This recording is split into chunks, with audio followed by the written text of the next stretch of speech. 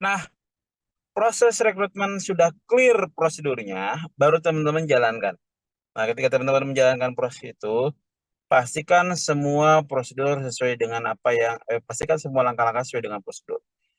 Biasanya di perusahaan itu macam-macam ya, ada yang dia memulainya dari interview user, ada yang dari HR terlebih dahulu, itu disesuaikan saja. Tapi yang paling penting harus teman-teman lakukan adalah cek terlebih dahulu administrasi. Persyaratan administrasi ini menjadi satu hal yang sangat penting teman-teman jalankan. Kenapa? Karena boleh jadi ketika teman-teman tidak menjalankan proses ini, tidak menjalankan proses persyaratan administrasi ini, maka boleh jadi banyak hal yang tidak sesuai dengan apa yang diharapkan. Misalkan gini, ada orang yang ngaku-ngaku dia punya ijazah dari ya dia punya ijazah dari luar negeri misalkan. Tapi kemudian ketika teman-teman tidak memastikan ijazah tersebut asli atau palsu, maka ini akan jadi bumerang untuk HR eh, di next ataupun di satu hari nanti gitu ya. Nah, makanya terlebih dahulu harus teman-teman pastikan secara komprehensif terkait dengan cek dari data ataupun administrasi tersebut. Terus yang berikutnya yang harus teman-teman lakukan adalah memastikan terlebih dahulu dari sisi tracking. Tracking dari hal apa aja? Misalkan, pastikan terlebih dahulu karyawan ini tidak memiliki catatan kriminal dengan menggunakan SKCK biasanya. SKCK udah sekarang udah nggak penting, misalkan susah ribet ngurus ke kepolisian dan sebagainya. Ingat teman-teman, kalau teman-teman kecolongan satu dua orang itu jadi bumerang. Karena ketika orang yang sudah pernah terlibat dalam masalah kriminal, itu beberapa kali dapat dipastikan, saya sudah beberapa kali menemukan karyawan-karyawan yang pernah memiliki catatan kriminal, itu biasanya akan mengulangi hal yang sama gitu. Dan itu benar-benar terkonfirmasi teman-teman. Makanya ini juga harus menjadi catatan teman-teman supaya memastikan terlebih dahulu catatan kriminal ini tidak ada di setiap karyawan yang kita rekrut. Seperti itu.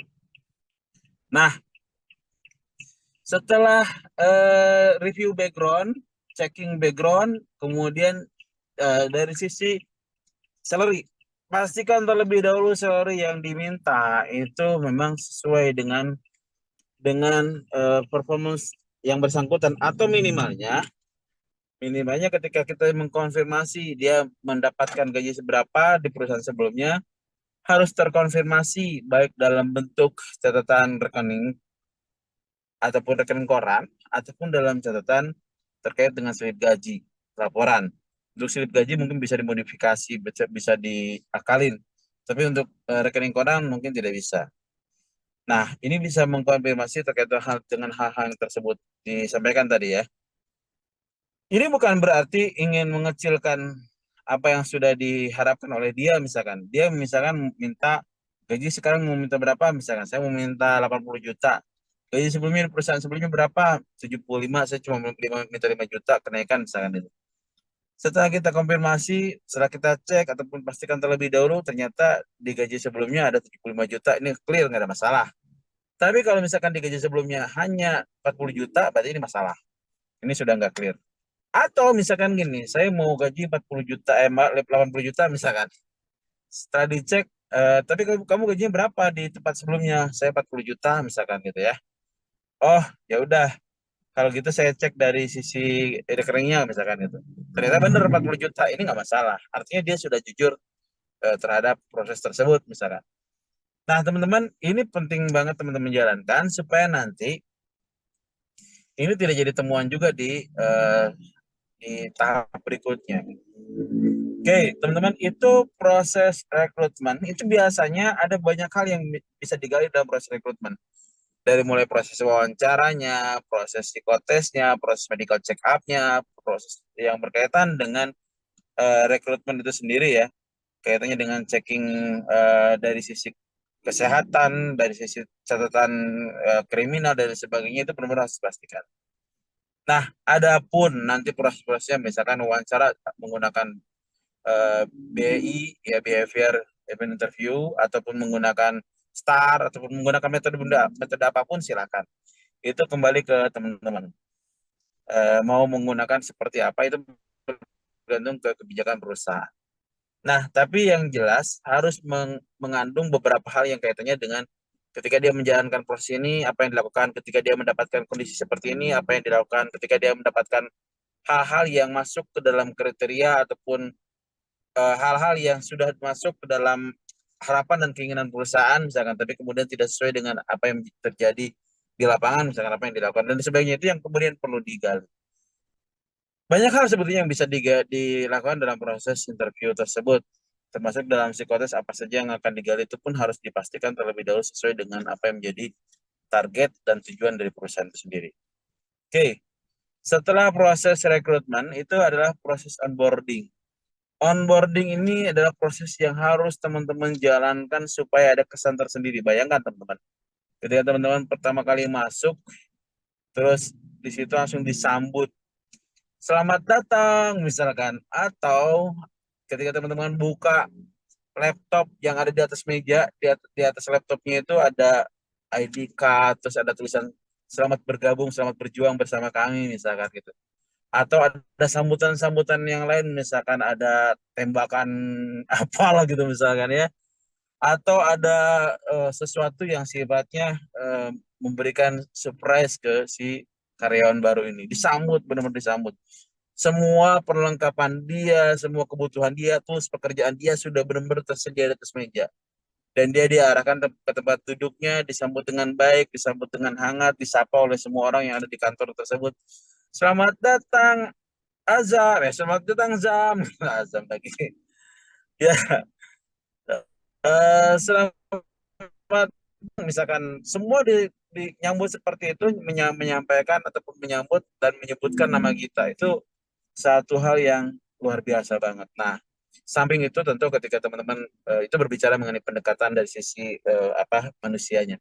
Ketika teman-teman buka laptopnya, terus di situ sudah ada terpampang visi misi perusahaan di desktopnya itu, terus ada tulisan juga selamat datang, nama kita disebut, misalnya, terus udah gitu ada akun khusus untuk mengakses HRS kita, ada akun untuk khusus mengakses keuangan misalkan, ada email yang sudah disiapkan, benar-benar semuanya clear di awal udah diberikan ke si karyawan. Betapa bangga si karyawan itu dan siap untuk bekerja. Tidak lagi nunggu ini, nunggu itu, dan lain sebagainya. Itu harus dibangun dan diciptakan oleh teman-teman HR. Kenapa kemudian ini penting, teman-teman? Kenapa kemudian ini harus dijalankan? Karena ini akan menjadi kesan tersendiri dan itu akan menjadi cerita yang benar-benar menginspirasi ataupun akan menjadi cerita yang kemudian disampaikan ke teman-teman yang ada di luar sana. Ih, bayangin, gila, gua disambut luar biasa meriah sama teman-teman di sini dan lain sebagainya. Bayangkan teman-teman, kondisi teman-teman asing terus disambut dengan orang yang benar-benar wah, dikondisikan benar-benar teman-teman tuh jadi keluarga mereka gitu. Ini menjadi satu hal yang spesial. Nah, ini proses onboarding.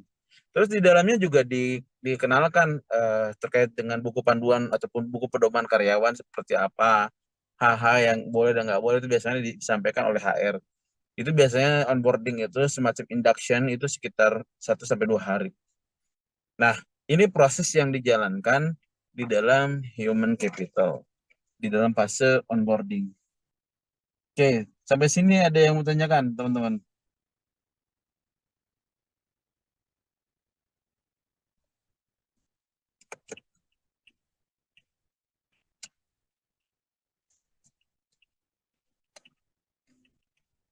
Halo? Siap, Bapak. Oke.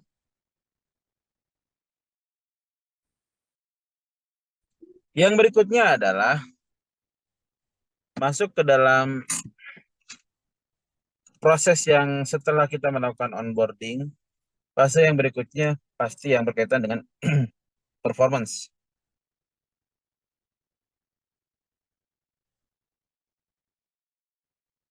Ya,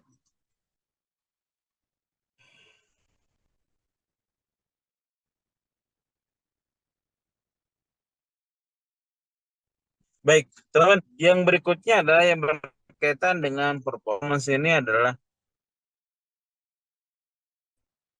teman-teman harus terlebih dahulu yang masuk dan lain sebagainya itu ngerti dan paham apa yang menjadi rule of gamenya itu. Artinya teman harus tahu si karyawan ini benar-benar harus diperkenalkan apa yang menjadi target dia, apa yang menjadi target departemen, apa yang menjadi target divisi, apa yang menjadi target direktorat itu harus ngerti gitu. Supaya apa? Supaya si karyawan ini di dalam menjalankan prosesnya dia tahu improvement apa yang harus dilakukan supaya mencapai target. Langkah-langkah apa yang harus dilakukan supaya mencapai target. Ketika seorang sudah dikasih tahu targetnya, masa iya sih gitu kan. Artinya harus dikasih tahu, jangan didiemin aja gitu. Harus dikasih tahu sehingga dalam proses itu target itu harus diukur, dipastikan, disesuaikan ataupun mengcascading dari apa yang menjadi target perusahaan. Supaya apa? Supaya inline antara target perusahaan dengan target departemen ataupun target divisi. Nah, teman-teman, ketika sudah dijelaskan seperti itu, performance manajemen sistem ini harus dilakukan basisnya terhadap dua hal atau dua pendekatan. Yang pertama adalah performance itu sendiri, yang kedua adalah potensial. Nah, saya akan bahas secara detail. Sebelum ini saya izin kita rehat sebentar dulu ya, teman-teman. Saya sholat terlebih dahulu, nanti kita lanjut lagi ya. Siap, Bapak. Oke, tetap on ya. Makasih. Siap, siap.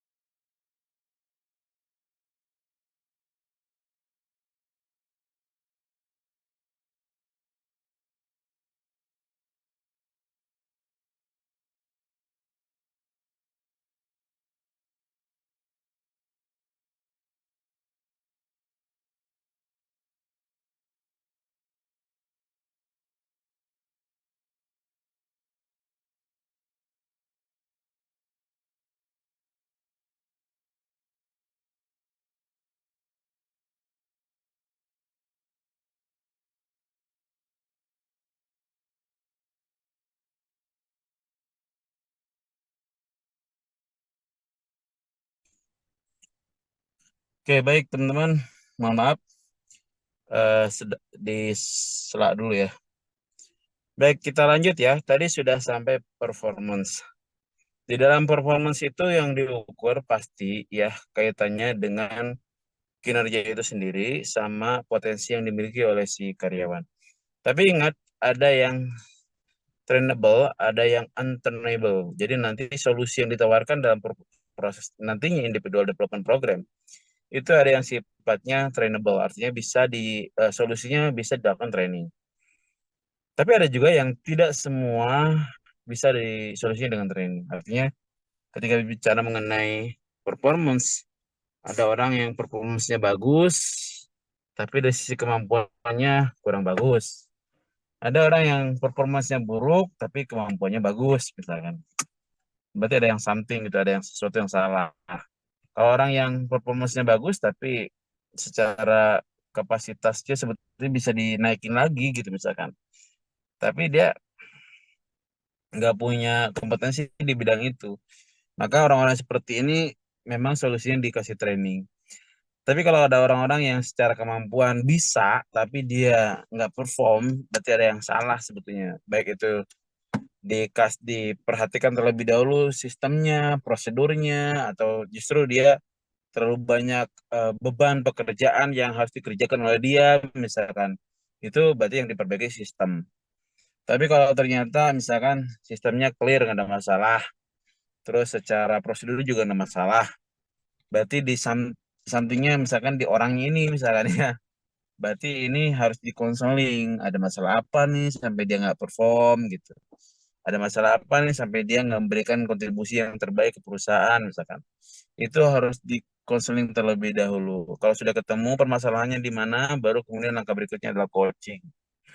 Nah, proses-proses ini sebetulnya teman-teman adalah proses yang dijalankan di dalam proses performance management system gitu ya. Biasanya dia melakukan proses ini tujuannya untuk mengecek, mengetahui dan memastikan terlebih dahulu performance gap yang ada di dalam setiap proses ataupun di setiap departemen gitu seperti itu. Nah, setelah performance management ini jalan, yang langkah berikutnya adalah baru ke individual development program. Jadi sudah tahu nih gapnya di mana, sudah tahu nih masalahnya di mana, sudah tahu nih penyakitnya di mana. Apakah dikasih training, apakah dikasih pengembangan, apakah dikasih motivasi, apakah dikasih konseling,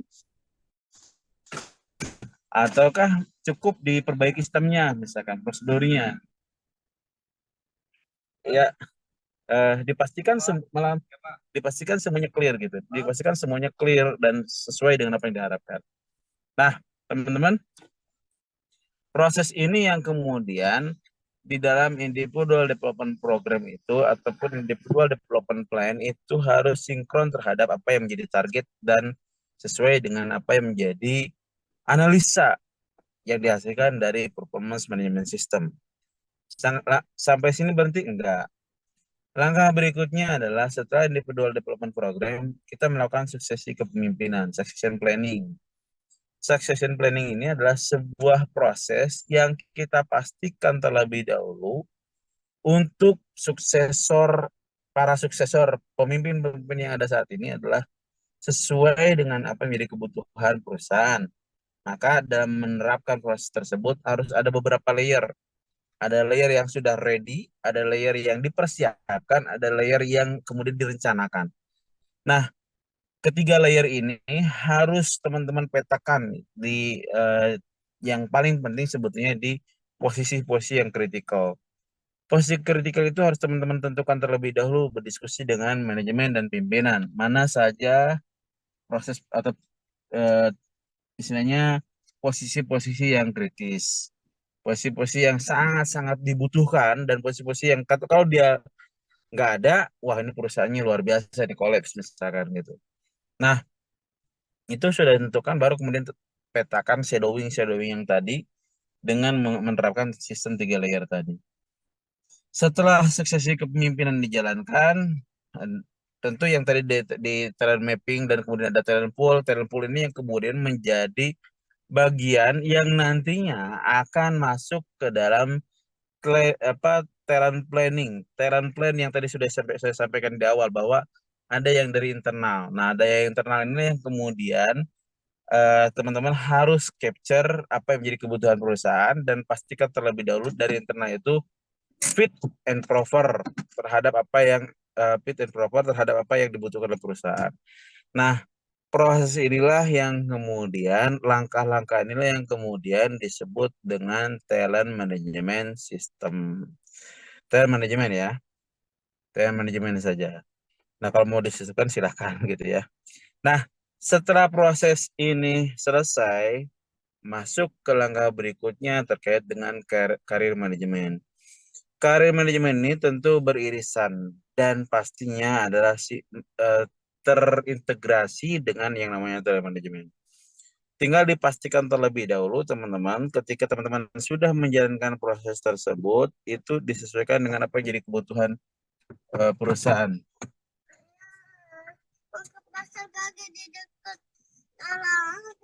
Iya, sebentar ya Sam ya. Ini ayo masih baru sampai, sebentar ya. Oke, iya sebentar ya ngajar dulu sebentar ya.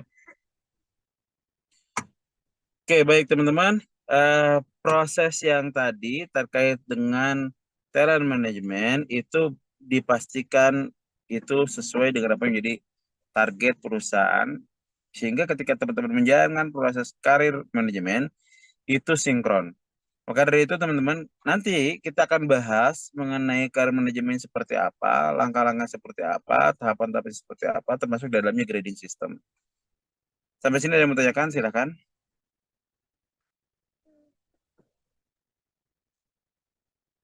Ada yang tanyakan? Sri Suryaningsih ada? Izin Bapak bertanya. Iya, silakan. Izin Pak mengenai masalah performance daripada karyawan itu sendiri Bapak. Bagaimana langkah perusahaan mengatasi performance yang kurang dari SDM tersebut? Apakah eh, karyawan itu menyediakan beberapa fasilitas contohnya pelatihan atau apakah dari segi performance-nya itu langsung diberikan surat peringatan atau misalkan ada sebuah pekerjaan yang dikerjakan mungkin itu pertanyaan dari saya. Terima kasih Bapak. Oke, baik teman-teman. Terima kasih Zam ya. Siap Untuk Bapak.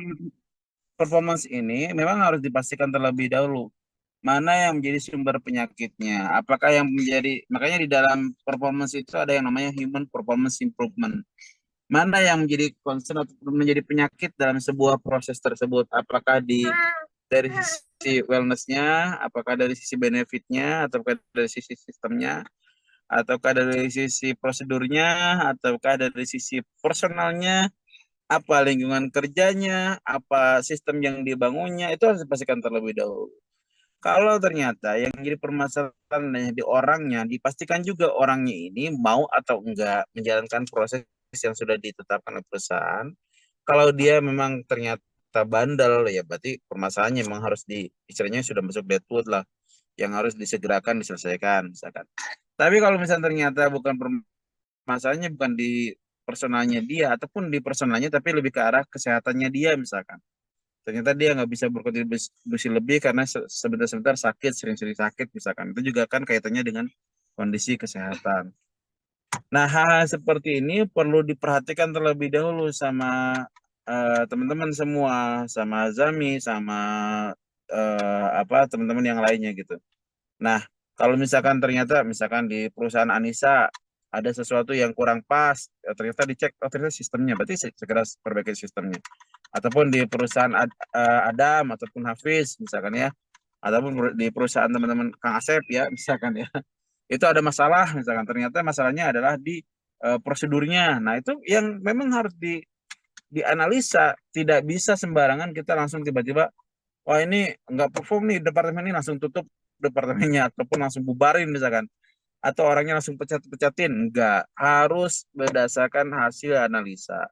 Makanya ketika performance ini turun ataupun berkurang ataupun istilahnya tidak sesuai dengan yang diharapkan, dipastikan terlebih dahulu. Seperti itu, Zam. Oke? Halo. Masih. Oke Pak, siapa? Oke, sip. Oke, ada lagi teman-teman. Siapa izin tanya Pak? Ini hadir semua ya. Iya, silakan Panji. Ya Pak, izin Pak. Oh, ini bertanya sekaligus sharing-sharing nggak apa ya Pak? Nggak apa-apa, Ya silakan. Pak. Ini tapi di luar materi yang hari ini ya Pak, nggak apa ya Pak? Nggak apa-apa. Kalau saya bisa Ya, bantu. siap, siap, siap Pak, siap Pak. Kalau pertanyaan saya salah, ada kata-kata yang salah, koreksi ya Pak. Nih, jadi gini Pak, mohon izin Pak.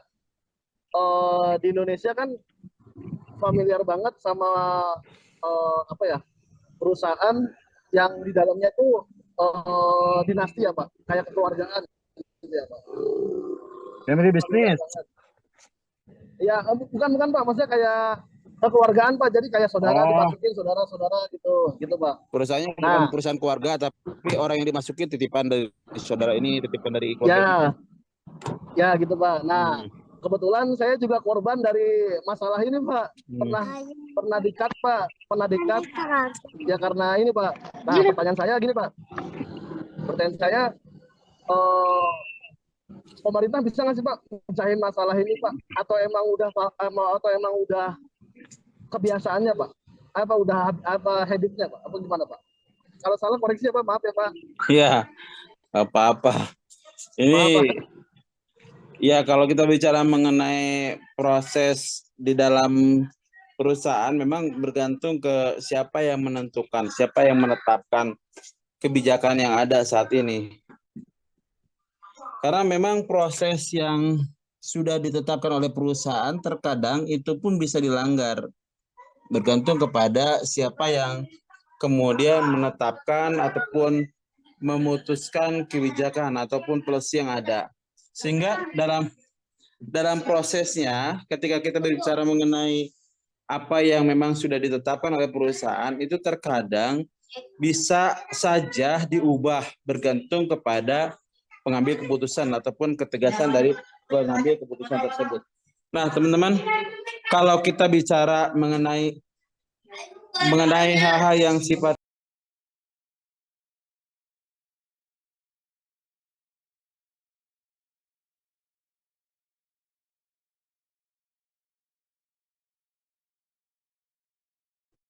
ya, kalau kita berbicara mengenai prosedur yang sudah ditetapkan, bahkan di dalam instansi-instansi tertentu saja sering ada titipan-titipan. Makanya tidak jarang ada yang misalkan mantunya dari si A, mantunya dari si B, itu kemudian langsung mudah diterima. Nah, ini juga memang kalau bicara mengenai pemerintahan dan lain sebagainya, sebetulnya nggak perlu jauh-jauh sampai ke pemerintahan, tinggal ada isinya koridor-koridor yang ditetapkan dan dikomitmenkan oleh pimpinan. Nah, ini ada beberapa perusahaan yang sudah menerapkan proses tersebut. Artinya mereka komitmen terhadap segala sesuatu tindakan-tindakan yang sifatnya seperti itu. Biasanya perusahaan-perusahaan TBK itu sudah mulai menerapkan. Ada juga perusahaan-perusahaan yang basisnya pemilih bisnis tapi dia benar-benar profesional. Itu juga sudah mulai diterapkan. Sehingga ketika kalaupun ada saudaranya dari owner misalkan mau dimasukkan tetap harus ikut prosedur yang ada misalkan gitu. Itu juga sudah diterapkan. Nah, teman-teman, ketika bicara mengenai proses ini, apakah bisa pemerintah ikut turun tangan ataupun ikut campur dalam proses ini?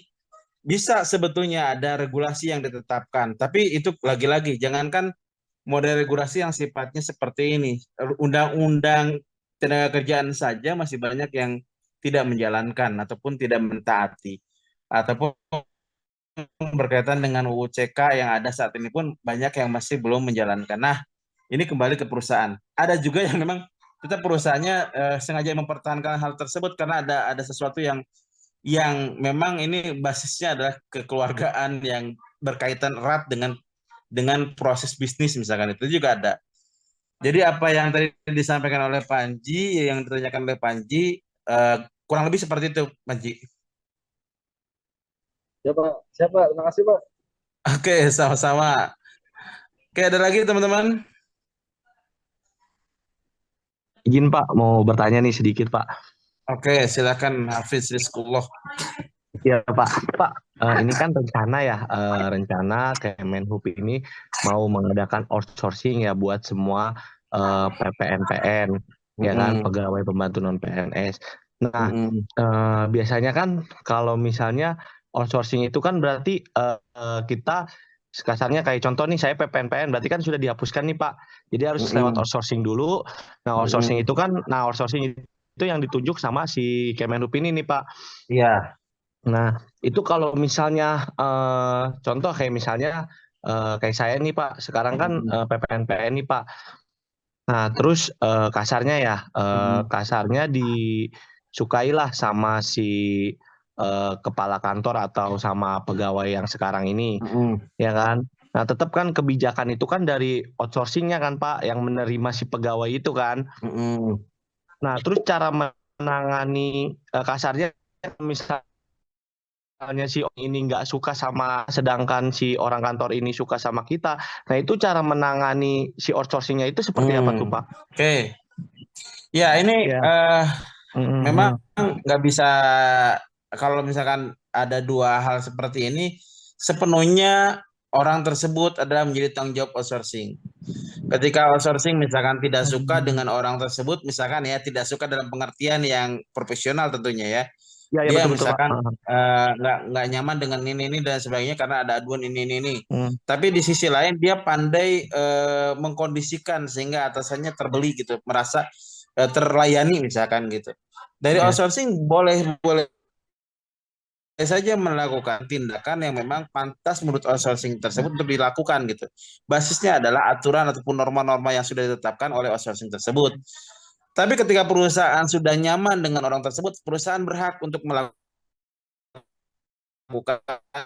rekrut menjadi bagian dari perusahaan itu juga bisa. Sama seperti beberapa perusahaan yang sudah oke, sudah firm terhadap salah satu security misalkan. Ini security ini bagus banget, sepertinya bisa dikembangin misalkan. Ya udah, saya tarik deh, kamu keluar aja dari outsourcing itu nanti, dan karena outsourcing itu biasanya kan PKWT, rata-rata Ya, PKWT. ya. Sampai kapan kamu selesai di perusahaan tersebut, nanti setelah selesai kamu ngelamar ke perusahaan ini, nanti kami akan proses karena si perusahaan ini sudah nyaman, sudah oke, sudah firm terhadap pelayanan yang dilakukan oleh si A misalkan.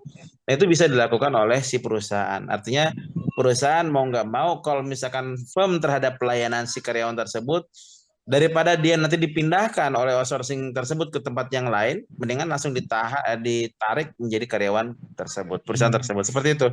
Oke. Siap, Pak. Berarti Ya. tetap ada Oke. plus minusnya ya, Pak, dari si outsourcing sama si pemberi apa sih namanya Memberi kerja. ya pemberi kerja ini kepada Ya, outsourcing itu ya, betul. Pak. Oke deh. Betul. Siap. Makasih, Pak. Oke, sama-sama. Oke, ada lagi? Silakan. Ya, Adila Zulfa. Ya, silakan. Siap, Oke. belum ada, Pak. Belum ada. Oke, yang lainnya adalah oke, Assalamualaikum, teman-teman. Pak. Waalaikumsalam warahmatullahi. Ya, silakan. Selamat malam, Pak. Apa kabar, Pak? Malam, alhamdulillah baik, Kang Asep. Ya, punten, Pak. Mau nanya sedikit, Pak. Ya. Memang terkait dengan outsourcing ini menarik ya, Pak. Kalau saya tahu, ada berbagai macam ataupun jenis ya, Pak, berkaitan dengan outsourcing itu sih, Pak. Tadi kan Bapak sebutkan, ya PKWT kan. PKWT itu kan perjanjian karyawan waktu tertentu. Tahu saya itu. Nah, terus ada lagi KMPG, karyawan permagangan waktu tertentu. Nah, selain itu ada lagi nggak, Pak, jenis-jenis tipikal karyawan outsourcing itu ya, selain PKWT itu? Iya, Itu aja sih, Pak, sebenarnya. di outsourcing itu ada yang disebut dengan buruh harian lepas atau tenaga harian lepas atau karyawan harian lepas. Ada juga yang di outsourcing itu freelance. Ada juga yang di outsourcing itu kemitraan. Tapi ada juga satu outsourcing itu biasanya suka ada punya karyawan tetap 2 orang. Dia ngelola sekian ratus sekian ratus karyawan, tapi semuanya pegawai kontrak, tapi mereka yang berdua ini pegawai tetap. Itu juga ada. Jadi PKWT, PKWTT itu juga ada. Jadi PKWT itu perjanjian kerja waktu tertentu, PKWTT perjanjian kerja waktu tidak tertentu. Nah, ini orang-orang yang pegawai tetap. Itu juga ada. Nah, jadi outsourcing itu dia masuknya adalah masuk ke alih daya. Artinya si karyawan ini secara pekerjaan sebetulnya ada di perusahaan ini. Tapi secara pertanggungjawaban pekerjaan terkait dengan penggajian dan sebagainya ada di outsourcing. Nah, ini eh, ketika ada pelanggaran dan lain sebagainya, perusahaan bukan negur si karyawan, tapi perusahaan langsung negur ke outsourcingnya untuk menyelesaikan karyawan tersebut dari perusahaan ini. Perkara nanti si outsourcing itu mau narik karyawan ini dipindahkan ke perusahaan yang lain, itu terserah si outsourcing. Sementara perusahaan sudah berlepas diri dari karyawan tersebut, tidak ingin ada karyawan tersebut di perusahaan ini. Nah, perkara nanti si outsourcing ini ya udah ditarik, karyawan itu diganti dengan karyawan yang lain, karyawan ini dipindahkan ke perusahaan yang lain, mungkin di perusahaan yang lain, oke, misalkan seperti itu bisa dilakukan oleh outsourcing. Seperti itu, Kang Asep. Nah, oke Pak. Ini yang kedua nih Pak. Nah, saya nggak tahu nanti apakah mungkin Bapak punya apa namanya dasar undang-undang ataupun apa gitu Pak. Maksud saya dari tipikal karyawan outsourcing tadi ya, termasuk PKWT, buruh segala macam ya. Apakah ada jalurnya dari segi hukumnya Pak, ataupun aturan kita kerjaan ya, berkaitan bisa atau tidaknya menjadi karyawan tetap di perusahaan tersebut, itu sih Pak. Bisa atau tidaknya apa? Kalau misal menjadi karyawan tetap di perusahaan tersebut Pak. Di perusahaan outsourcing? Enggak, di perusahaan ini Pak, yang tempat dia bekerja. Oh, bisa. Nah, itu mekanisme seperti apa? Yang kalau misalkan bisa mekanisme seperti apa, kalau dan tidak kan kenapa itu sih Pak? Itu sih Pak. Yap. Oke, biasanya perusahaan itu punya biasanya gini, kenapa kemudian itu dialihdayakan? Karena pekerjaan-pekerjaan itu sifatnya tidak menetap, tidak rahasia, tidak urgent, tidak important, tidak penting, tidak mendesak misalkan gitu kayak gitu. Tidak dalam posisi yang spesial misalkan gitu. Nah, itu biasanya dialihdayakan. Tapi ketika si karyawan ini punya kontribusi lebih, misalkan dia punya knowledge lebih, misalkan ada salah satu karyawan, dia pekerjaannya adalah bersihin kaca, bagian gondola-gondola gitu ya. Dia bersihin kaca di gedung-gedung, terus kemudian ketika ada tamu orang Jepang, terus si orang Jepang ini istilahnya dia sedang dalam kondisi mau ke toilet dan dia kebingungan gitu. Sementara dia sedang ada ketemu dengan si pembersih kaca ini. Pas dia lagi bersihin kaca, kebetulan si pembersih kaca ini jago bahasa Jepang.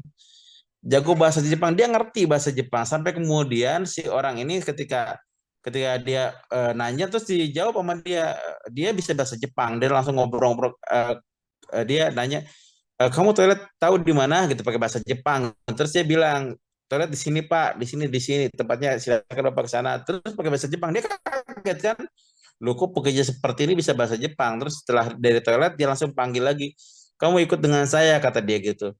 Terus sampai ke kantornya si perusahaan Indonesia, dibilangin, Pak, saya ada penerjemah saya ini, kata dia gitu. Ini orang ini jadi penerjemah saya aja gitu. Si perusahaan kan kaget, kamu bisa bahasa Jepang? Bisa Pak, bukan berarti dia ngomong Jepang ya. Setelah dia bicara, akhirnya kemudian si perusahaan ini merekrut si karyawan tadi untuk menjadi karyawan di perusahaan tersebut. Dan karena dia sifatnya adalah asisten dari si pengusaha ataupun si owner ataupun si pemegang saham di perusahaan Jepang itu yang ada sahamnya di Indonesia, nah kemudian orang ini diminta untuk terlibat menjadi asistennya dia. Artinya si orang yang tadi tidak bisa berbahasa Inggris ini, si Mr. Sen ini tidak bisa bahasa Inggris, tapi dia bisa bahasa Jepang dan si orang ini bisa bahasa Jepang gitu. Maaf, si orang ini hanya bisa bahasa Jepang dan si karyawan tadi bisa bahasa Jepang, sehingga perlu penerjemah. Karena ada seperti kejadian seperti ini, akhirnya dia direkrut dan itu langsung jadi karyawan tetap. Itu benar-benar kejadian. Nah, artinya teman-teman, untuk teman-teman yang sedang sekarang di outsourcing, kuasai, misalkan ya ini ada yang salah satu contoh, mungkin saudara teman-teman ataupun teman-teman pernah mengalami ataupun siapapun itu, kuasai satu keahlian itu memang spesial banget. Dan ketika teman-teman mendapatkan momentum itu, pasti si orang-orang yang sedang berada di perusahaan outsourcing itu bisa ada kesempatan untuk bergabung di perusahaan langsung menjadi pegawai tetap ataupun pegawai kontrak di perusahaan tersebut. Ini bergantung kepada apa istilahnya kompetensi yang kita miliki. Makanya nggak pernah berhenti untuk terus mengembangkan kompetensi apapun itu misalkan gitu. Karena ketika teman-teman punya pengalaman dan teman-teman pengalamannya itu sangat dibutuhkan oleh perusahaan itu, mau nggak mau teman-teman pasti akan direkrut karena teman-teman sudah merasakan atmosfer di situ, sudah merasakan iklim di perusahaan tersebut, misalkan gitu ya.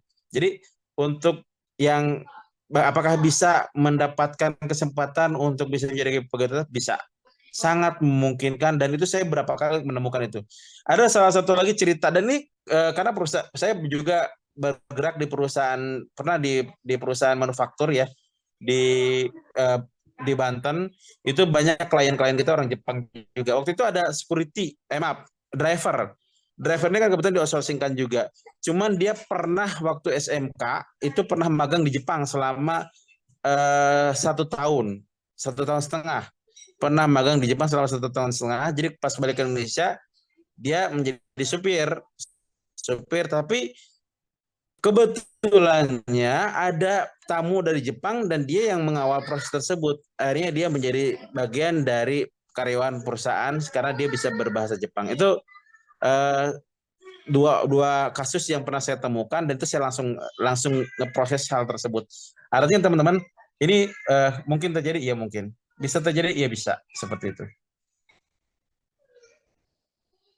Ya, Izin Pak. ya silakan. Nah, saya nggak tahu nih Pak. Tadi kan mungkin Bapak bercerita di perusahaan swasta ataupun di perusahaan pemerintah ataupun di perusahaan BUMN gitu kan. Menurut saya tadi mungkin mekanismenya belum terjawab ya Pak. Maksudnya kalau misalkan bisa mekanisme seperti apa, misalkan apakah tetap ada perekrutan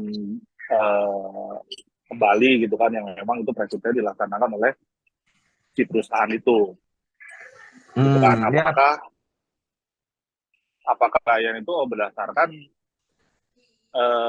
apa namanya ya, tanpa tes gitu kan, sehingga dia bisa untuk beli perusahaan tersebut. Nah, itu sih mekanismenya, itu tadi mungkin belum dijawab Pak. Yang kedua adalah, nah apakah treatment ini kalau misalkan bisa tadi melalui tes ataupun tanpa tes, apakah itu sama treatmentnya di perusahaan BUMN ataupun perusahaan pemerintah? Itu sih Pak.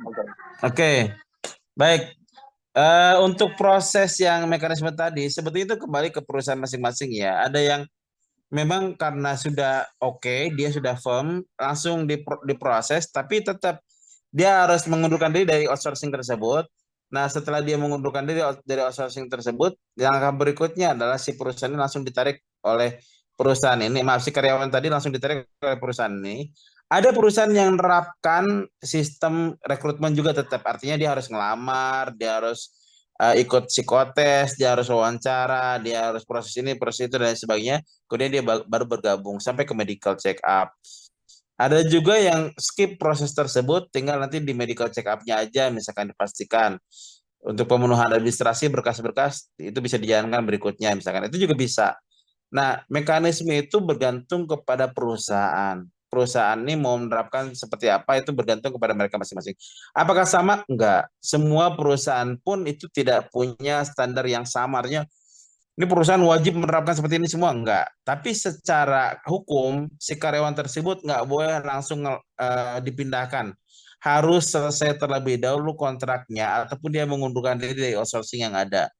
Karena itu sudah mekanismenya, artinya dia harus melakukan itu dulu semuanya selesai sampai clear dengan outsourcing tersebut, baru kemudian dia melakukan melamar, ataupun langsung proses, ataupun langsung wawancara, ataupun langsung masuk medical misalkan. Itu bergantung ke kebijakan masing-masing perusahaan. Adapun aturan di BUMN, aturan di pemerintahan terkait dengan hal tersebut itu basisnya adalah ketentuan yang sudah ditetapkan di BPSDM ataupun di Badan Pengelola Sumber Daya Manusianya sendiri gitu. Jadi biasanya pun itu tidak langsung dan itu kasuistik, dan itu biasanya agak sulit gitu di beberapa instansi seperti itu. Tapi kemudian itu tidak menutup kemungkinan, iya, tidak menutup kemungkinan. Mekanismenya pun hampir sama, tidak isinya hampir rata-rata di BUMN itu saklek ya terkait dengan aturan perekrutan itu saklek banget gitu. Nah, kurang lebih seperti itu, Kang Asep. Siap, Pak. Makasih Mm-mm. banyak, Pak. Sudah terjawab, Oke, Pak. Makasih, sami-sami. Pak. Yuk. Oke, Izin Pak, teman-teman, boleh bertanya? silakan. Ini kita Maaf jadi Pak, bahas apa nih? Ardian, iya silakan. mohon maaf Pak sebelumnya. Mungkin sedikit sharing juga. Saya penasaran terkait tadi Bapak juga mengungkit tentang kelebihan ya, apa skill yang kita punya yang apa lebih spesifik agar Betul, istilahnya kita menonjol dapat dari yang apa ya, lain. jadi ya, nah itu saya tuh penasaran apabila misal dari proses rekrutmen itu penempatan dan tugas kita tuh udah jelas sebagai apa gitu misalkan bidangnya, dan secara tidak langsung atau secara kebetulan gitu kita hanya misalkan diminta untuk sesuatu hal dari apa ya, suatu hal pekerjaan yang berbeda gitu, dan mereka justru malah puas Namanya job tentang desk. apa terkait pekerjaan ya, atau pekerjaan itu, dan malah akhirnya dirubah apa job desk-nya itu Pak, padahal misalkan Mm-mm. itu dia baru masuk gitu misalkan, Mm-mm. tapi sebenarnya dia nggak ada basic terkait dengan pekerjaan itu dan skill itu, hanya karena dia apa namanya ya mengerjakan aja gitu loh Pak Mm-mm. istilahnya. Nah itu apakah misal nanti dia sudah punya posisi dan job desk itu akan apa ya, seperti wah dia bisa ini berarti dia ahli dalam bidang ini, atau kayak apa ya, ya sebenarnya kita bisa karena kita terbiasa karena kita mengerjakan hal itu. Nah itu saya yang apa agak bingung tuh, apa hal tersebut itu Pak, apakah kita harus jadi apa ya istilahnya dalam bidang itu kan biasanya ada sertifikasi bahwa orang ini emang dia ahli dalam bidang itu gitu kan biasanya Pak. Mm-mm. Nah sedangkan ini kita emang nggak ada sertifikasinya, tapi cuman karena kita mengerjakan dan kita bisa, ya akhirnya kita masuk ke bidang itu gitu Pak. Yep. Nah Mm-mm. sebenarnya apakah harus ada eh, jaminan sertifikasi apa seperti hal tersebut itulah Pak, untuk Ya, agar orang itu bisa disebut di bagian itu gitu. ya, sama-sama. Ah, sebetulnya gini, apa yang disampaikan oleh Ardian tadi, setiap orang itu, setiap perusahaan itu sebetulnya punya koridor tersendiri masing-masing ya. Nah, ketika teman-teman mendapatkan job desk tambahan ataupun diubah job desk-nya, kemudian teman-teman mendapatkan perlakuan yang memang sengaja, isinya seolah-olah diperalat, ataupun karena teman-teman mau mengerjakan ditambah lagi pekerjaannya, misalkan, itu semuanya kembali ke kita. Apakah kita mau memilih ataupun choice-nya semuanya ada di kita, pilihannya ada di kita. Apakah kita mau masuk ke dalam proses tersebut dan menjalankannya, ataupun denial terhadap proses tersebut, atau kita menjalankan proses itu, approve ataupun mengizinkan, bergantung ke kita. Tapi teman-teman perlu dicatat, ketika teman-teman melakukan itu dengan senang hati, dengan gembira, dengan sukarela, itu akan menjadi nilai tambah buat teman-teman. Teman-teman boleh buka cerita tentang Hotman Zainal Arifin, dari seorang office boy yang menjadi CEO di CMB Niaga, maaf, di perusahaan di perusahaan Citibank, Hotman Zainal Arifin dari seorang office boy jadi CEO. Bayangin itu jadi vice presiden ya, sampai kemudian jadi CEO. Itu prosesnya luar biasa menarik, teman-teman. Itu kisahnya itu sangat inspiratif. Teman-teman boleh baca Hotman Zainal Arifin, boleh di searching di Google. Nah, itu menjadi satu kisah menarik. Terus kami baca tentang kisah presiden direktur ataupun CEO dari General Electric, Pak Henry Sandriaga, Pak Henry Santriago. Ya itu boleh teman-teman cek di Google juga sih, silakan. Atau teman-teman boleh cek ceritanya Hasno Suhaimi, seorang CEO Excel yang sempat dibuang dari Indosat dan dia tidak mendapatkan tempat di istilahnya seolah-olah dari seorang direktur tiba-tiba dipurna tugaskan menjadi seorang penjaga WC. Coba bayangin, itu juga bisa teman-teman cari ceritanya gitu. Nah, itu yang pertama. Terus yang kedua, bisa nggak sih sebetulnya setiap karyawan itu melakukan ini, melakukan itu, dan lain sebagainya, sampai kemudian ahli? Bisa. Jadi di perusahaan itu ada yang basisnya keahlian, jadi fungsional. Orang-orang yang fungsional itu biasanya dia basisnya keahlian. Misalkan gini, dia udah lama sebagai seorang welder, misalkan, sampai udah 25 tahun. Jadi kalau misalkan dia cukup ngetok-ngetok jadi pakai palu, oh ini kebocorannya di sini nih. Oh ini kelemahannya, kekurangannya di sini. Oh ini kayaknya kurang di sini, kurang di sini. Dan itu udah tahu deh. Cukup ngelihat aja dari, misalkan dari jauh suara mesinnya, oh ini kayaknya ada bocor di sini nih. Jadi dia sampai seperti itu misalkan. Itu karena apa? Karena pengalaman dia selama 25 tahun berkutat di bidang welder misalkan. Tapi dia belum sertifikasi. Nah, perusahaan itu biasanya nggak melihat sertifikasinya. Sertifikasi itu hanya sekedar pengakuan bahwa dia sudah kompeten di bidang tersebut. Selalu seperti itu. Atau kalau bahasa Rocky Gerung itu, kalau ijazah itu adalah pengakuan bahwa dia pernah belajar gitu gitu. Sertifikasi itu juga sama sebagai pengakuan bahwa dia memang mampu melaksanakan hal tersebut. Kalau dia udah benar-benar mampu melaksanakan tersebut di perusahaan dan nggak perlu lagi sertifikasi, ngapain pula bisa. Terkecuali kalau misalkan dia pindah ke perusahaan yang lain, yang perusahaan itu belum tahu misalkan orangnya seperti apa, itu bisa dilakukan sertifikasi. Tapi terkadang sertifikasi itu akal-akalan aja sih. Ada beberapa orang yang ikut sertifikasi BNSP misalkan, yang penting dia udah pernah belajar, padahal dia cuman diajarin ini doang, pas udah dijalanin sebetulnya dia nggak banyak ngerti banget misalkan gitu. Itu juga ada.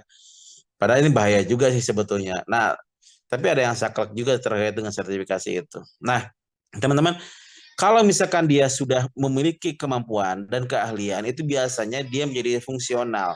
Jadi tenaga ahli, dia di bidang ini tekun, terus di bidang tersebut menjadi profesional ataupun menjadi tenaga ahli, menjadi fungsional. Nah, tapi ada juga orang yang pindah ke sini, pindah ke situ, pindah ke situ, sampai kemudian dia menguasai seluruh proses bisnis yang ada di perusahaan itu, sehingga karirnya itu zigzag. Misalkan di sini, dia di sini pernah, zigzag gitu. Sampai kemudian dia masuk ke level berikutnya yang lebih tinggi. Nah, ini orang-orang yang struktural. Kalau yang struktural itu dia karirnya benar-benar struktural ya, struktural. Jadi karirnya berjenjang dari mulai asisten, terus dari mulai staff, senior staff, supervisor, assistant manager, manager, terus kemudian senior manager, kemudian GM dan lain sebagainya. Itu proses karir yang memang dibangunnya itu struktural. Nah, orang yang generalis dengan orang yang spesialis pasti beda. Orang spesialis boleh jadi dia nggak punya anak buah, tapi dia menjadi tenaga ahli.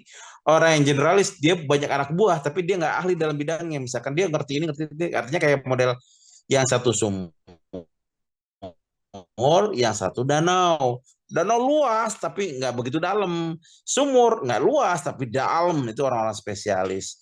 Tapi secara benefit, orang-orang yang spesial itu pernah ada yang seorang welder di perusahaan oil and gas, dia biasa ngelas di kedalaman lautan, di lautan, dan itu kerjaannya dia, dan kerjanya cuman dalam setahun itu kalau misalkan dihitung mungkin ada beberapa kali aja, bergantung ke kebocoran beberapa pipa yang ada di laut misalkan. Dan itu bergantung berapa maintenance-nya. Jadi nggak tiap hari dia kerja. Jadi bisa dihitung mungkin per 3 bulan, per 2 bulan sekali boleh jadi dia kerjanya gitu. Tapi secara salary dia di atas direktur utama itu terjadi. Nah, artinya teman-teman dari sisi penggajian pun beda-beda gitu. Nggak mesti, wah saya mah direktur gajinya sekian. Nggak. Bahkan ada orang spesialis aja itu bisa di atas direktur. Bergantung kepada tingkat kerumitan dan kesusahan yang dijalankan dalam proses spesialis tadi. Nah, termasuk orang-orang yang jago negosiasi dengan apa antara rekan bisnis misalkan, itu juga ada yang spesialis. Nah, mungkin teman-teman seperti itu ya, artinya job desk yang tadi disampaikan oleh apa teman kita dari Ardian tadi, bisa jadi job desk itu untuk pengayaan, untuk pendalaman, untuk proses yang dikembangkan.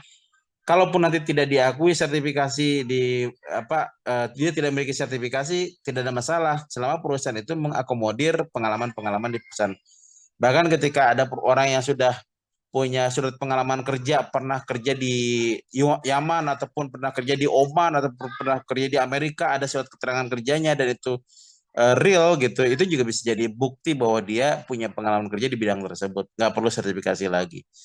Seperti itu, Ardian. Baik, siapa? Terima kasih. Oke, sama-sama. Ada lagi?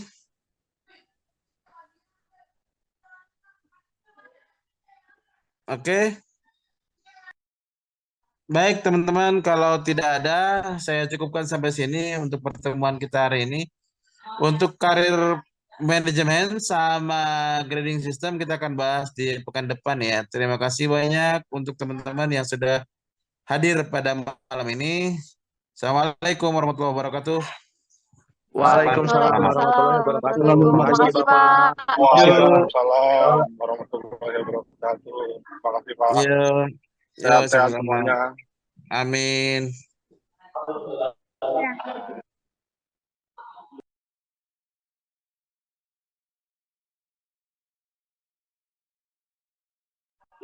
Assalamualaikum warahmatullahi wabarakatuh. Rekan-rekan semuanya, Waalaikumsalam. Mbak Ayu, jangan lupa tugas Mbak. Waalaikumsalam. Mas Agami. Iya.